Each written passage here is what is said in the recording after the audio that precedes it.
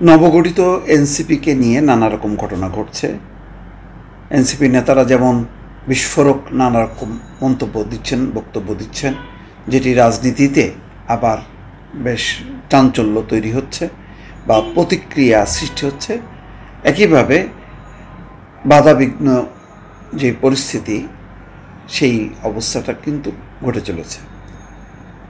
আজকে চকরিয়ায়, কক্সবাজারে তাদের সমাবেশ ছিল।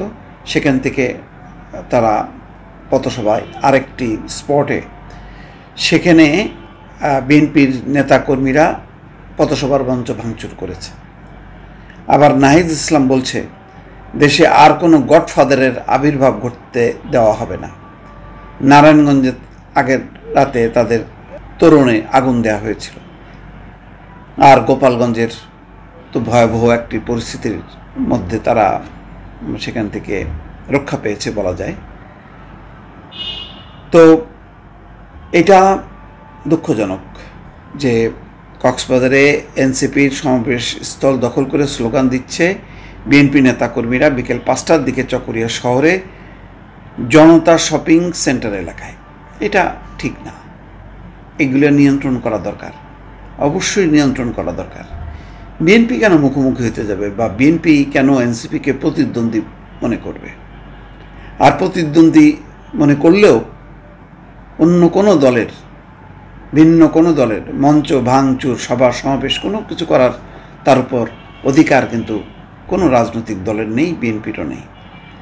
সেখানে কক্সবাজারের চকরিয়া পৌর শহরের জনতা শপিং সেন্টারের চত্বরে করা জাতীয় নাগরিক পার্টির পথসভা মঞ্চ ভেঙে দিয়েছেন বিএনপি এবং ছাত্রদলের নেতাকর্মীরা। ট্রাকের উপর মঞ্চটি করা হয়েছিল। শনিবার বিকাল 4টার দিকে এই ঘটনা ঘটে। পরে সেনাবাহিনী এবং পুলিশ গিয়ে ছত্রভঙ্গ করে। কেন, বিরোধটা কিসের? বিকেল 5টার দিকে সেখানে পথসভায় বক্তব্য দেওয়ার কথা ছিল এনসিপির আহ্বায়ক নাহিদ ইসলাম সহ কেন্দ্রীয় নেতাদের। বিএনপি নেতাকর্মীরা বলেন, দুপুরে কক্সবাজার শহরে এক সমাবেশে এনসিপির মুখ্য সমন্বয়ক নাসিরউদ্দিন পাটোয়ারি বিএনপির স্থায়ী কমিটির সদস্য সালাউদ্দিন আহমেদকে নিয়ে আপত্তিকর মন্তব্য দেন। তারা বলছিলেন যে পিআর মানে এটা কেউ যদি না শেখে, এটা সেই জন্য সংস্কার বাধাগ্রস্ত হবে না, এমন একটা কথা বলছিল। এর আগে সালাউদ্দিন আহমেদ বলছিল পিআর জিনিসটা কি, এটা খাইতে হয় নাকি মাথায় দিতে হবে বা পড়তে হয়, এমন একটা বক্তব্য তিনি দিয়েছিলেন। তো স্বাভাবিকভাবে রাজনৈতিক তো বাদ প্রতিবাদ এটা হবেই, কিন্তু এটা নিয়ে তো এই রিয়াকশন শো করা উচিত না। তুমি প্রতিবাদ করো, পাবলিকলি দাও, কিন্তু কাউকে আঘাত করা একেবারেই যাবে না। আওয়ামী লীগের এই রাজনৈতিক সংস্কৃতি থেকে বের হয়ে আসতে হবে, এটা হলো মধ্য কথা। তিনি বলছেন যে বিএনপি নেতাকর্মীদের হৃদয়ে আঘাত করেছে। এই বক্তব্যের পর চকরিয়া সহ কক্সবাজার জেলায় বিএনপি নেতাকর্মীরা রাজপথে নেমে প্রতিবাদ করেন। বিকেল 4টার দিকে চকরিয়ায় মহাসড়কে বিএনপি নেতাকর্মীদের মিছিল শুরু হয়। তারা সালাউদ্দিনের পক্ষে স্লোগান দিতে থাকেন। এই এনসিপির মুখ্য সমন্বয়ক নাসিরউদ্দিন পাটোয়ারি কক্সবাজারের সমাবেশে বলেন, আগে নারায়ণগঞ্জে বিখ্যাত গডফাদার শামীম ওসমান ছিল, এখন শুনছি কক্সবাজারের নব্য গডফাদার শিলং থেকে এসেছে। ঘের দখল করছে, মানুষের জায়গা জমি দখল করছে, চাঁদাবাজি দখল করছে, আবার নাকি সে সংস্কার বুঝে না। নাম না বললাম, কক্সবাজারের জনতা এই ধরনের সংস্কার বিরোধী, যে পিআর বোঝে না, রাজপথে তাদের দেখিয়ে দেবে ইনশাল্লাহ। এরপরে তীব্র প্রতিক্রিয়া শুরু হয় বিএনপি নেতাকর্মীদের মধ্যে। এইভাবে নাসিরউদ্দিন পাটোয়ারির না বললেও চলতো যে নারায়ণগঞ্জের গডফাদার শামীম ওসমান, তার সাথে মেলানো ঠিক না। তারা প্রায় মিলাচ্ছেন। এর আগে একজন নেতা বললেন যে জনতার সাথে না থাকলে ওই দিল্লিতে পালাতে হয় না, লন্ডনেও থাকতে হয় না। এই ধরনের ইঙ্গিতপূর্ণ বা উস্কানিমূলক কথাবার্তা না বলাই ভালো। কিন্তু আমি আবারও বলি, তার প্রতিক্রিয়া কারোর মঞ্চ দখল করা না, ভাঙচুর করা না বা আঘাত করা না। আপনাকে বক্তব্য দিয়ে তার প্রতিবাদটা করতে হবে। প্রত্যক্ষদর্শীরা বলছেন, দুপুর থেকে এনসিপির পক্ষে মঞ্চ তৈরি করে মাইকিং করা হচ্ছিল। হঠাৎ বিকেল 4:45টার দিকে কিছু লোক লাঠিসোঁটা নিয়ে মঞ্চে হামলা করেন।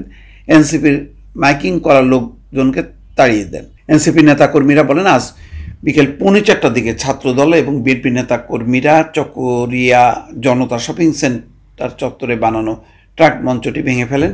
এই সময় সমাবেশের ব্যানার ছিঁড়ে ফেলেন এবং ট্রাকের কাঁচ ভাঙচুর করেন। তাৎক্ষণিক সেনাবাহিনী সমাবেশ স্থলে পৌঁছে হামলাকারীদের ধাওয়া করে।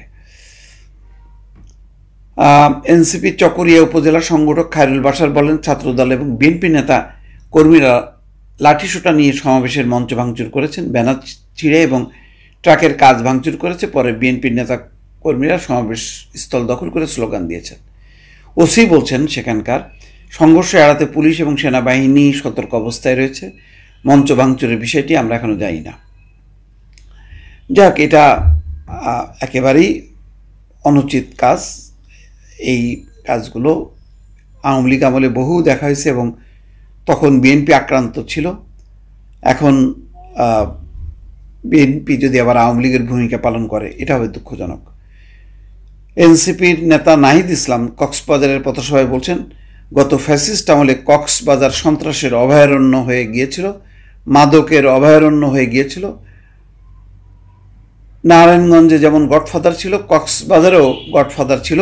শেখ হাসিনার আমলে বাংলাদেশ জুড়ে গডফাদার ছিল। আমরা গডফাদার তন্ত্রের বিলুপ্তি ঘটিয়েছি। আমরা আর নতুন কোনো গডফাদারের আবির্ভাব ঘটতে দেব না।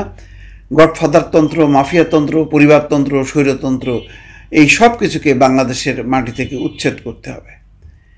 এটা বোঝাই যায়। নাসিরুদ্দিন পাটোয়ারি তারা বলছেন, এই যে কথায় কথায় বাংলা ছাড়, বাংলা কি তোর বাপ দাদার, ক্ষমতা না জনতা, জনতা না জনতা, ইনকলাব ইনকলাব, জিন্দাবাদ জিন্দাবাদ। এটা বলছেন যে আমরা জানি সংস্কার, জনগণ সংস্কার বোঝে, জনগণ সংস্কার চায়। কে পিয়ার বোঝে, কে পিয়ার বোঝে না, এই জন্য সংস্কার আটকে থাকবে না। বিএনপি নেতাদেরকে লক্ষ্য করেই বক্তব্যগুলো দেয়া হচ্ছে, কিন্তু এই বক্তব্যগুলো যাতে শালীনতা বজায় রেখে যুক্তি সহকারে উপস্থাপন করা হয়। দুই পক্ষই এটা যদি না করে, তাহলে আবার রাজনীতি কিন্তু ওই শেখ হাসিনার আমলের মতন সংঘাতময় হয়ে উঠবে। দর্শক, রাজনীতির বাক বদল হতে শুরু করেছে, অর্থাৎ মোড় নিতে শুরু করেছে। সেটা কি? মির্জা ফখরুল ইসলাম আলমগীর আজকে একটা কথা বলেছেন, যার শিরোনাম হচ্ছে ৭১ এবং গণতন্ত্র প্রশ্নে ছাড় নয়। তিনি প্রেস ক্লাবের এক আলোচনা সভায় এমন একটা আলোচনা আনলেন, যখন সোহরাওয়ার্দী উদ্যানে জামাতের বিশাল একটি সমাবেশ হচ্ছে, যেই সমাবেশে বিএনপি দাওয়াত পায়নি, অথবা বিএনপি দাওয়াত পেলেও তারা না যাওয়ার সিদ্ধান্ত নিয়েছে।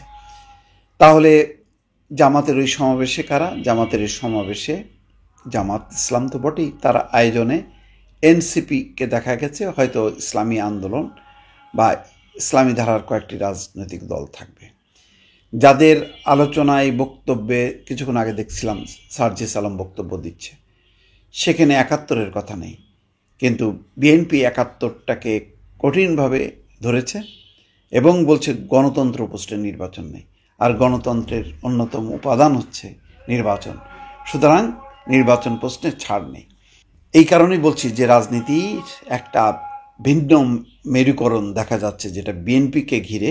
স্বাধীনতা, মুক্তিযুদ্ধ, ৭১, যার মূল ভিত্তি তারা ধরছে।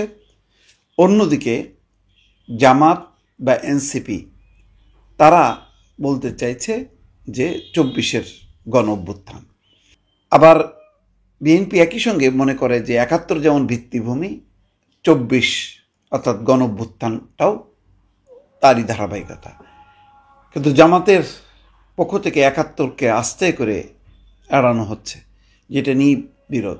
বলা হচ্ছে ৭২-এর সংবিধানকে ছুঁড়ে ফেলতে হবে, এটা মুজিববাদী সংবিধান। কিন্তু বিএনপি সেটা মনে করে না।